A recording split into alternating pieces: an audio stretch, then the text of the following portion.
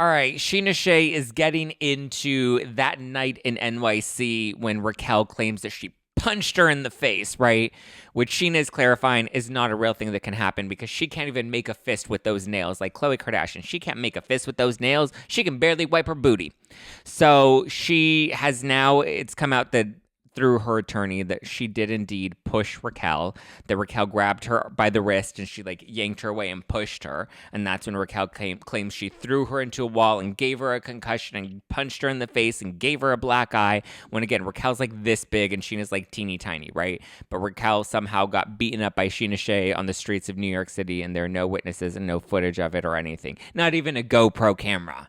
That's a nod. That's a joke. That's an if you know joke to the Gwyneth Paltrow trial because, as we know, Terry Sanderson, the retired optometrist, was claiming that Gwyneth Paltrow charged into him and sent him flying into the snow and left him for death for 2 to 10 minutes in the snow face down, right? So Raquel, like, it's funny how people really do run with these stories, though. But so on the Shenanigans podcast this week, Scheana gets more into the restraining order being dropped. She says that she was super annoyed by it, but she's super relieved by it. And she, doubles down that she thinks Raquel abused the court system, which I agree with. Raquel didn't pursue it when she realized she was going to lose. I agree with that. That's what Sheena's attorney is claiming. They confirmed that Scheana did indeed, push her. But Scheana also talks about how, like, she said that, she's like, I felt really bad because when Raquel needed a place to stay, like her and Brock let her stay with us. She's like, and it was even creepy when she had she didn't have Brock. She had a guy come over and I guess she hooked up with a guy in Sheena's bed, which is also kind of creepy. And Sheena's like, I didn't even make a big deal about it. Like, it's gross that you have a man in my bed, but like, at least change the sheets. That's what she told Rocky Bang Bang. At least change the sheets. Which, I mean, decent respect, right? Like, first of all, you're going to bang on Sheena's sheets and then you're not even going to change the sheet. Like, that's just gross. But I mean, I guess she's used to, dirtying other people's sheets. Ariana better wash her sheets when she gets home from filming her little Lifetime movie. It's crazy. Scheana is like ready to mention it all. She's definitely done with Raquel. So her and Lala talk about Raquel's lack of remorse because apparently Raquel was really nonchalant at the Vanderpump Rules reunion. And Scheana said that that's how Raquel was that night in New York. She was basically like, oops, I slept with him for 7 months. My bad. And how very Ariana DeMora of her, right? From Real Housewives of Miami when she threw out that comment about Alexia's son and then was like, my bad.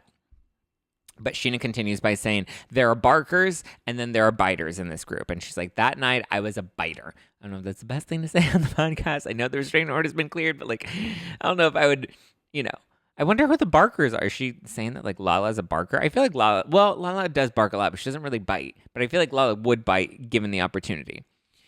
Scheana continues by saying, I have no words because nothing was getting through to her that night in New York. When she touched me, I was just so enraged. I was like, get off of me, get out of my space. I just needed her away from me in that moment, which I would understand. You're realizing your good friend just slept with another one of your friends who's dating your best friend. Like, and when you watch back the older episodes of Vanderpump Rules, even Raquel's first season, Tom and Ariana rode hard for Raquel when she was dating James. Like, they would, and the other cast members would like make fun of her or laugh at her or whatever. Like, Ariana was like ride or die trying to ride for Raquel. So it's just weird that like I get it. Maybe Sandoval and Ariana were not in the best place.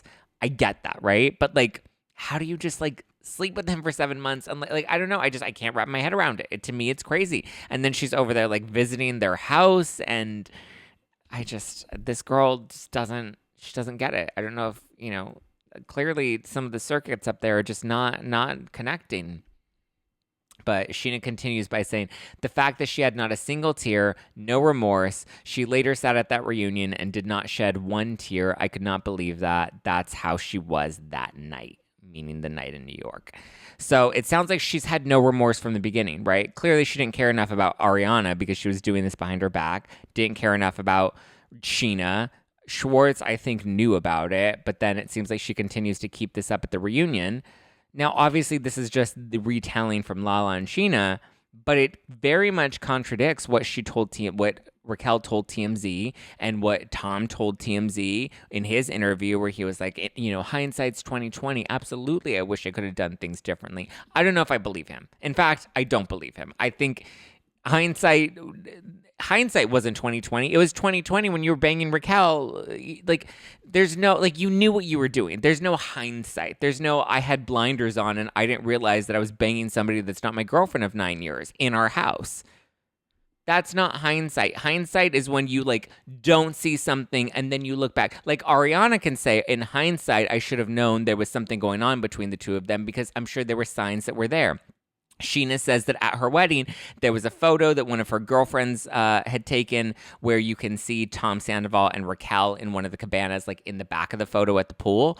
Like it wasn't a photo of them, but there was a photo of somebody else. And if you actually look at that photo closely, you can see the two of them in the back. And Scheana's like, they were doing this right in plain sight. They knew Ariana was going to be occupied as, you know, a bridesmaid and she was going to be attending to me. So they were literally doing this and had no shame about it, which now we know what didn't Tom disappear for like 3 hours and Raquel was like super late coming to, you know, get ready on the day of the wedding. So it makes it look like all these things are starting to add up.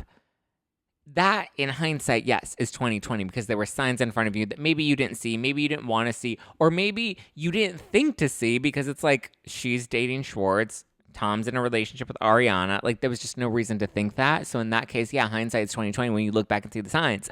But in this case, there's no hindsight's 2020 for Tom Sandoval. He saw exactly what he was doing with crystal clear vision. So, yeah, Scheana, you can shove her again.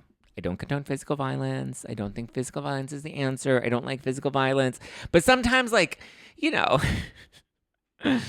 I'm not encouraging physical violence at all. By any means, no, not at all.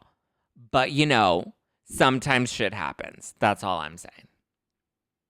Sometimes shit happens. Sometimes Bambi gets caught in the headlights.